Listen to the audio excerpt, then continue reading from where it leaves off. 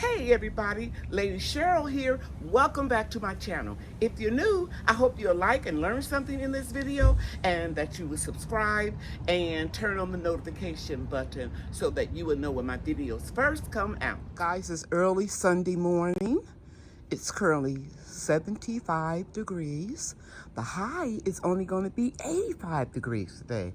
I'm so grateful. I'm out here and I'm just looking at the plants, just checking them for damage or insects because it rained yesterday, and since it's 75 degrees, here is a pearl from Lady Cheryl. Examine your plants carefully. When it comes to okra, let me see if you can see that. You see those ants? Now is the time that you can spray with your neem oil spray because the temperatures are not going to be that hot today. And whenever you see ants on okra, trust me, aphids are right behind them. The ants farm the aphids so they can suck the juice out of the leaves on your plant. It won't damage your okra, but it will stop your plants from producing as much as it should. If you look very close around the okra, you'll see these little small, tiny, little transparent dots. Those are aphids, and they excrete a substance that the ants eat. So as you can see, I've been harvesting some okra. Now, since I saw those ants, I'm going to go spray all of them. I'm shaking this up real good. I'm going to spray all of the okra plants where the aphids will gather. Right there where it's producing the fruit is where you'll see them. I don't see any over here yet, but I'm doing a safety precaution this morning. Now I'm gonna go around here and I'm gonna get these plants. Aphids and ants are like mice. If you see one mouse, you're gonna see more. I see ants. On the other side, let me see if I can get it. Get this flower. Where am I? Can you see them? They were right on the, there they go, right there. So I'm gonna spray this real good. This is things that you learn from experience. So I'm just spraying all of them. I don't know what this part of the plant where the okra comes out of the flower, I'm gonna call it the crown. I spray all of the crowns. And you can see the ants trying to go. Let me see if I can get in here closer and show you those ants crawling. I think I knocked them out. So I'm gonna spray everywhere that I see a crown on my plants. While the weather is good. Now see, this is something I couldn't do. I couldn't put my neem oil and my little darn dish soap and water. That's another bug, and it wasn't a bee. I got that one too. I couldn't do that when it was so hot. So I'm looking at this crown. I don't see anything, but I'm spraying anyway. I got a big okra right here I can harvest. I'm gonna come over here and I'm gonna spray the crown on this one and this one and over here. I don't see any ants, but I'm not taking any chances. Okay, so I got this area all in here real good. I'm gonna spray on this side and this side. And that's eggplant looking good. I'm gonna get this one on this side, then I'll stand in front of it. And I'm running out of spray. I'm gonna have to make some more. But that's okay, I got it. This will be ready. These okra will grow to this size overnight. I made some more of my neem oil solution. That is pure cold pressed neem oil that I get off of Amazon. And a little Dawn dish soap, or you can use Castile soap. I use what I have. And now I'm showing you this okra over here. I haven't sprayed it. I'm putting my okra down, and I'm harvesting. Now I get the kind of small ones because I don't want it to be too big tomorrow. So I'm gonna spray the crowns over here.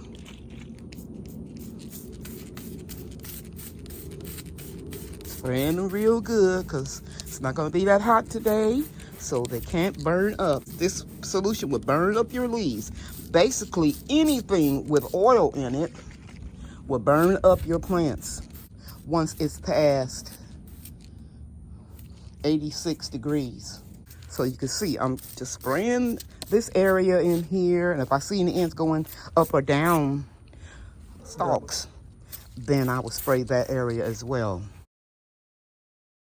I may come out here today later because it's not going to be so hot, but I'm going to take this one anyway because it's going to grow so fast. And from here, I can see one that I missed. Let me show you. You have to look at it real careful. Okay? That's the one I just picked from over there. So now I'm going to keep spraying. I haven't seen any ants yet, but I'm going to spray real good. Okay, here's a nice size one. I'm going to go ahead on and take that one. And I pulled off any lower leaves that look like they're going to shrivel up and die like this. Let's not waste energy. Those little moths that lay the aphid eggs, they love this type of weather and they'll come out. I'm going to take this leaf off because it's got a lot of grasshopper damage. And I'm just going to spray just to see if that grasshopper is still in this area.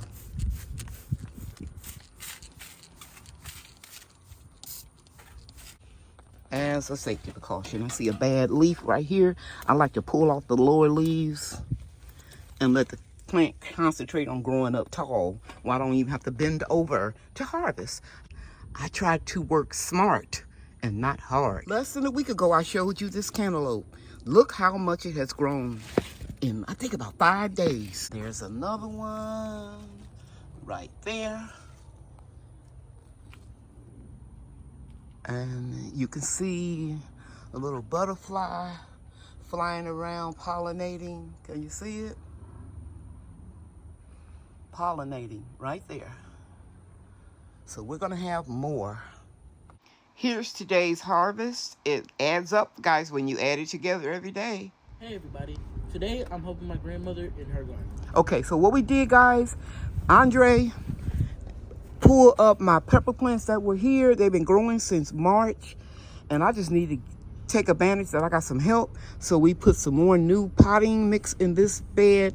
We moved the sugar baby watermelons from over here, and we put one of the pepper plants that was kind of young. We think it may not go into shock. The rest of them we discarded in the compost. And sugar baby watermelons not looking too good, but we're just gonna wait, and we're just gonna leave this row of tomato cages for a trellis for it.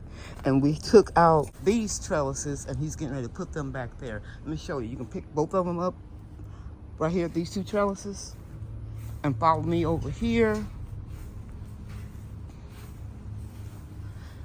And you're gonna climb up on the ledge, and you're gonna put them next to the other two back there. So he got the trellises moved from here and over there to right across there. That's gonna make the little tent that I do for my shade cloth next year even better. And we'll move the galvanized post and just put them in the front. Hey guys, it's early in the morning, September 5th. Yesterday it was 102 degrees. Today it is supposed to be 98.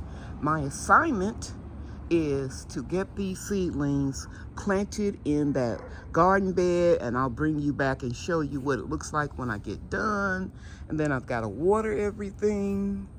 And before the week is over, my goal is to get most of this food harvested here, the peppers, and get this bed ready, at least half of it ready. Not the side where the cantaloupes are growing, but to get these peppers out of here, and maybe put a couple of them into buckets so that I can overwinter them. Just depends on what the root system looks like when I get done. So I'm going to start over here this morning, and I'll come back and show you when it's all done, because you've seen me transplant over and over again.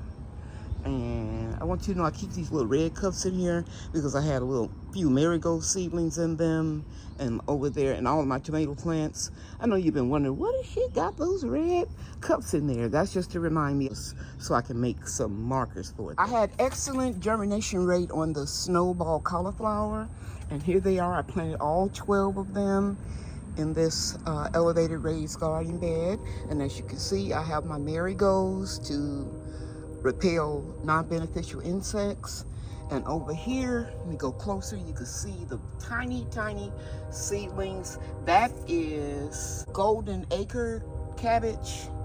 And the larger ones over here is New Jersey Wakefield cabbage. Now, this is a big bed, and I still got a lot of room in here, but I want you to know that I'm going to be planting onions as well as garlic in this bed. And there's one more thing I want to show you before I end this video. Here's a pearl from Lady Cheryl. All of these are strawberries that I grew from the mother plant. And you can see they're a little scorched from the sun. And you can also see that they're trying to put on strawberries. You don't want that to happen because they're going to be very small anyway. So the first year, take all of those little strawberries off. I promise you, you're going to get twice as many in the spring. They're going to be bigger and taste even better. So pinch off the first year's growth of strawberries. I want to say thank you for watching. You know I love you, and God loves you too. Bye now.